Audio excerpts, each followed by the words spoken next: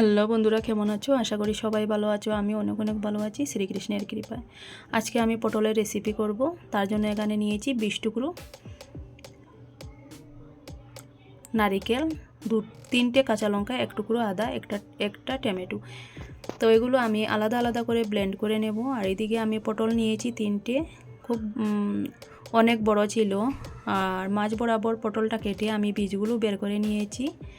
তিনটে কাজু বাদাম নিয়েছি, টুকরা নিয়েছি নারিকেল, এক টুকরো আদা, তিনটে কাঁচা লঙ্কা। এদিকে আমি ব্লেন্ড করে নিয়েছি। এখানে টমেটো ব্লেন্ড করে নিয়েছি, নারিকেল, এখানে পটলের বীজ। এগুলো উপকরণ দিয়ে খুব মজাদার পটলের রেসিপি তৈরি করে দেখাবো তোমাদেরকে। তো এখানে আমি সরষের তেল দিয়ে করছি। তো সরষের তেলটা দিয়ে দিলাম, একটুখানি দিয়ে দিলাম কালো জিরে পুরনে। এখন দিয়ে দিচ্ছি কুচি কুচি করে কাটা শুকনো লঙ্কা। এগুলি এখন আমি ভেজে নেব লালচে করে। তো লঙ্কাটা ভাজা হয়ে গেছে। এখন আমি দিয়ে দিলাম পটলের বীজ ব্লেন্ড করে রেখেছিলাম, ওগুলো দিয়ে দিলাম। এখানে দিয়ে দিচ্ছি স্বাদ অনুযায়ী নুন,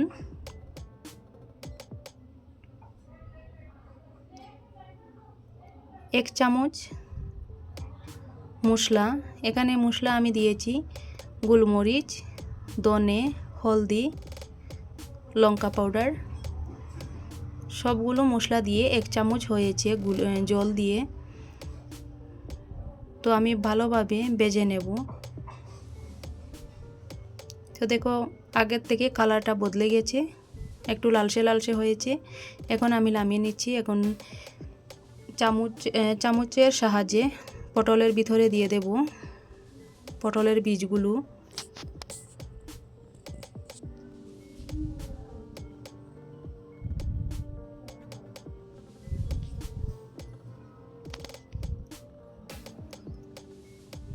এখন আমি একটা কাঠি দিয়ে আটকে দেব।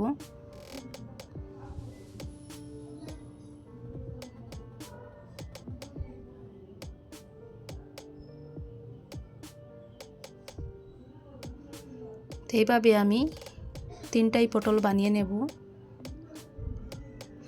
আর ভিডিওটা স্কিপ না করে দেখতে থাকো। পটলের রেসিপিটা অনেক মজাদার এই রেসিপি।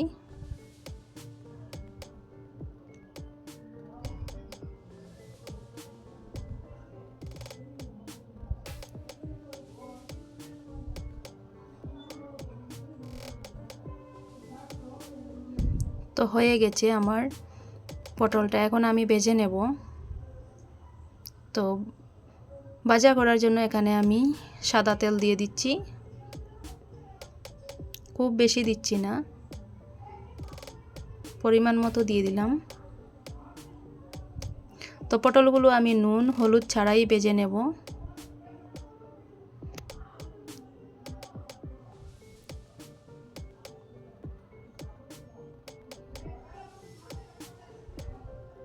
তো উল্টে পাল্টে দিচ্ছি। তো আমার পটল ভাজা হয়ে গেছে। এখন আমি নামিয়ে নিচ্ছি।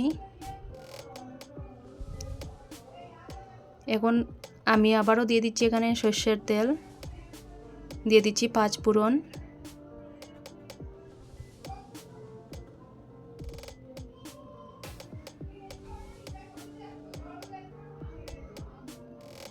একটা শুকনো লঙ্কা, একটা তেজপাতা।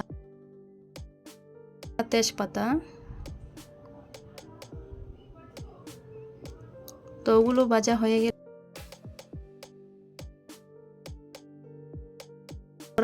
টমেটো,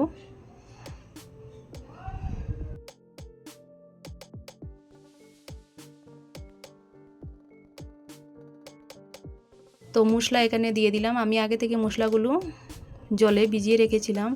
তো এই মশলা কি কি নিয়েছি, হলুদ, জিরে, লঙ্কা পাউডার, গোলমরিচ পাউডার, হাফ চামচ থেকে একটু কম কম নিয়েছি সবগুলো মশলা। এখন আমি ভালোভাবে কষিয়ে নিয়েছি, তেলটাও ছেড়ে দিয়েছে।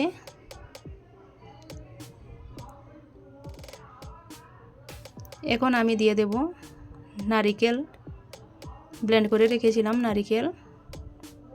তোমরা এটা শিলনোড়ায় বেটে নিতে পারো, তাহলে খুব ভালো হবে। একদম মিহি মিহি করে নারিকেলগুলো ব্লেন্ড করতে হবে। এইভাবে পটলের রেসিপিটা খেতে খুবই মজা লাগে, খুবই ভালো লাগে।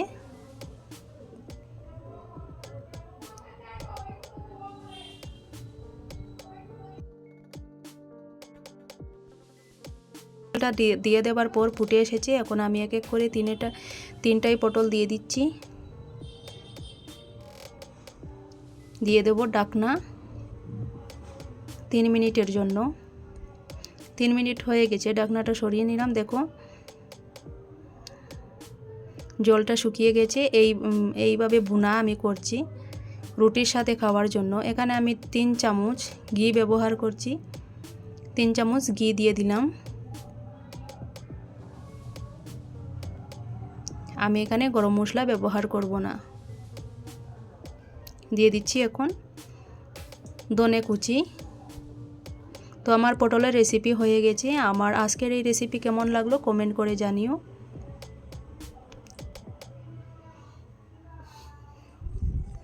ভালো লাগলে like, comment, share and subscribe করতে ভুলবেন না। সবাই পাশে থাকবেন।